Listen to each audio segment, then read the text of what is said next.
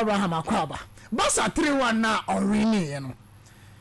the a woman nyina say in the first half Barca obeka say omo antimi an control game ni but enema na ewo game ni mu nyina no Barcelona ene ye omo anya lucky the goalkeeper another point Real Oviedo they save so yeah be from Marcus Rashford e be Rafinha hit post in the first half no Barca now winning some coverage game na bono wanya no said na open but in terms of chances creation said the open your friend Hansi Flock no no believe in young go for a more direct approach into the games no say Pedri ni Frankie de Jong more conjoin passes together there but they are who pan say or using the wingers no and the because or your coach or believe in resource or your resource oriented coaches into kwa ba faswa obenya na resource needs to use the wingers no and no use omuye pa and say Hansi Flock Adeba akwa dance won the team so yeshe nyina won say omushe goals pa enti Hansi Flock at Bayern Munich season na oje the UEFA Champions League in 2020 you the number of goals are no omushe even against Barca in the knockout phase omushe 8 goals in 90 minutes enti opani we no ohye the team and they go for a more direct approach make sure say most of the goals no ya na defensively no nchada nya de ehia no the oyan say numbers no wa ani mu no ebetumi akosho da manana Barca eno na oya odinya resource no penye friend Hansi Flock enye lucky etese Frank Rijkaard onye lucky etese penye friend Jose Pep Guardiola onye lucky tese Luis Enrique Garcia maye Lucho onye lucky crampo compared to Ernesto Valverde in terms of signings on common amidi because at a point Hansi Flock joining team no or joining team or Muniska or joining team or top player and I didn't so make me register player no but Hansi Flock in the first season under all these circumstances you know so on a performance our daddy where how or see improving players with Rafinha where how Lami Yama musi epeja performance last season injuries so Barcelona most especially midfield but upon all these struggles and difficulties you know or making sure so about winning all the domestic titles Jama Barcelona boboko no and in winning a domestic title Jama Barca now was seeing baby into a new season all trying so bet me defending the titles you know while draw just one game in 6 matches our team abo and falling short Madrid lead you know and they corner him on but so Hansi Flock adwuma oye and the numbers are onyadema FC Barcelona boboko na e dey some modern money was suru pa and was the 67th official game for FC Barca we winning 50 games we draw 8 and our losing 9 195 goals in 67 matches now penine timi asha e dey say 74.63% in terms of wins na Hansi Flock timi anya and Hansi Flock na oba wanya like it's Frank Rijkaard kofa Ronaldinho di assist Morena Gaucho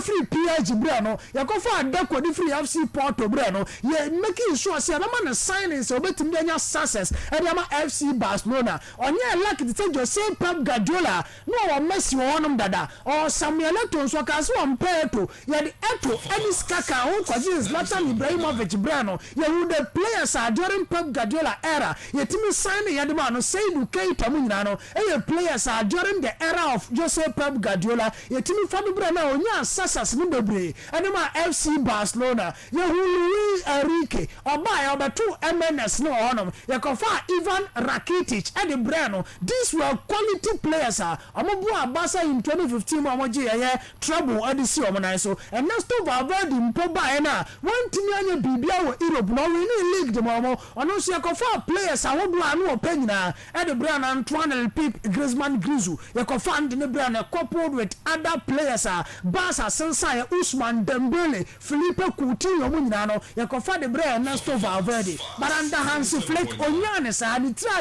in terms of Barca so mu sika ebet top players jamano but I'm making sure say oba blend blend the youth, with experienced players. To me, Robert Lewandowski, and free bench by and experience every feeling or game anymore. And impact or game. So, couple with them, Quadabi to Paul Kubasi, and Quadabi to Mark Benam last season, and Ebo Bonina, and FC Barca, Pedrimo, the likes of Lami, Yamamuna, and Quada. One come up with Munya resource, Edimo, a team friend Barca. And Tabaso Body, said your win, I be scrutinizing, analyzing, criticizing coaches, so win Neba, Hansi Flock in particular, or one of those coaches are in the last 20 years as a Barca coach, on 9 years lucky for that, but on the team, so when your resource, even to reach the semi-final of the Champions League last season, least Barcelona expect yes to bet me a draw, but a draw it was just a risker and an Inter Milan to me, a call final Jan. So it's a season I was in a bar, or bet tries a last season, or bet me as I bet trust, so name poor better than the Champions League performance, and I'm FC Barcelona and Barca win, and after the win, now the sense and Peba, I'm going game national. I one on the shots here in the sense that Gavia Kwakopra and Gavia as a result of misunderstanding between Bruna and the physiotherapist in Gavi injury no be worse. I'm not going surgery. Now after the game and come out Woody in actually say and you good news at the my friend FC Barcelona because we losing one Garcia has been super for FC Barcelona team so far. When the games are ball La Liga ni munaya they say the performance aso any pa na quite man one Garcia to lose him at this crucial moment e be hard. Rafinha is another player but also losing e be hard. So at the end of the game, but almost start in terms of injuries and injuries in sweat me about Barca team going for by a players who bet me about no my step in no my Barca team no more prayer but was just season the last season and the Rashford I started here and the Lamia man so and one turn Orban say we more prayer there's squad depth or bet me no replace players no more to me about Bibia Kama and the amount triple and Barca team so from resource and now mutiminyai Sergio Busquet say about retire and say Busquet retire dia you defensive midfielders ni bebrebe now football na start and the anim ni say defensive midfielders na dia yenim say omo dia ahoden ene den and omo de ball. But Sergio Busquet was one player of the narrative surrounding a defensive midfielders. Say, who yes a chinchina obabuga, who yes a ubetwicha aji udisa wodi obi e yard number 2 for man san wo hunu ball ne ball. And I say ajiwa tum say oh number 6 said the can mrebi atwam now defensive midfielders. Or the sasa in the sense that oba winning balls oba tackle here aji ball clearly without say a lot of fouls compared to the other defensive midfielders no mabako you can talk about Claude Makelele mo oba tackles no mama bia komu amwate niam worry but Sergio Busquet already born in Susuria. He was one of those players after winning the ball. So I'm farmer Iniesta, I'm farmer Jabia. Otimenso sign my passes here in as a defensive midfielder. And maybe I can no mojo ball here. No majamo, central midfielder. No I transition in the mama. But Sergio Busquets, the all these narratives around a defensive midfielders. Now over retire and over the defensive midfielders are very seen now. We didn't come about Rodri. We didn't come out about the lives of Loto Mateos. We didn't come out about a lot of defensive midfielders. But the list goes on and on. But in my estimation, the defensive midfielders are in terms of titles, achievement, in terms of consistency, in terms of performance, in a big stage. So I see this guy as one of the greatest ever defensive midfielders football because Spain edged the World Cup, Spain edged the Euro 2012. He was part of it. Barca earning 2 troubles, Barca troubles, in their history, He was part of the team, and he was the anchor. Barca midfielder 208, 209, and as you say, Pep Guardiola, any trouble, any titles we are seeing again. Osana Luis Enrique, in 2015, SI Benji, the Champions League, the La Liga, the Copa del Rey, so can hold the scene in terms of achievement, in terms of performance, boy we ni besesa the number 6 row no e ma obi abeti ase ye Rodri mo ba e tunu mu the goals aba be ka ho de but we talking about defensive midfielders o ma game ni ye fe ya akono a ya de say Joe Busquet no ntimi bobo e be ni dia film now opanyi afre no ma panyi de one ne kwaje Spain coach na na me fini dikaka apampampaye Busquet. Yes, Vicente Del Bosque. Yeah. Or say when you watch the game, you will not see Busquet, but when you watch Busquet, you will see the whole game. It just he was embodiment of football. Born as a Spain, you boy. Busquet no only that media hype and all those things are not in yesterday Zavi no all park and so but see Bobo na ka sabe Busquet Obo park and so no born in ade ekoso. So he was outstanding and Barca squad omo assemble in 2009 DJ trouble no e say so retire about come Messi and Pedro Eliezer Ledesma Pedro and that's no nti every go boy adwuma na bibia account Sergio Busquet he was super yes 2008 2009 omo share Manchester Rome Stadio Olimpico sa squad we asa ba be chi mo Wembley na na mo na Alex Ferguson ase eya chene nsa ne ho so sa mo body sa na ni sibri no e wo Wembley yes and Sergio Busquet won 3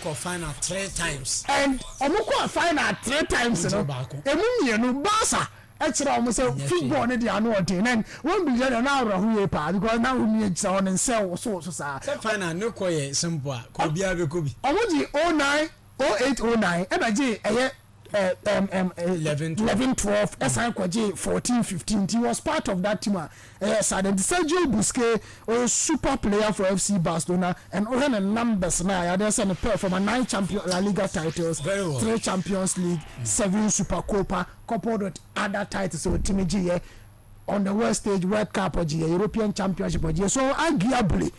he is one of the greatest midfielders. I mean, sure, I make a character as the greatest DMer football net Kenya. Yes. Unyabote kakra. Sir, I make a say see common here. In analyzing situations, you have the past and the present and the future because you need the day but you need the chemical and you need the woman says here. We want to follow Rodri to turn home.